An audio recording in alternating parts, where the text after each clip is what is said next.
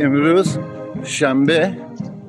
24/5/2025 در منطقه ما در قینسهایم نزدیک اروپا پارک یک جشن هست که مردم اینجا در قسمت قطهاوس جمع میشن و یک پارتی میگیرن و این پارتی رو روزی هست که در هر سال چنین روزی رو واسه خودشون یک جشن مردم آلمان دارن و اینجا رو این روز رو امروز گرامی میدارن و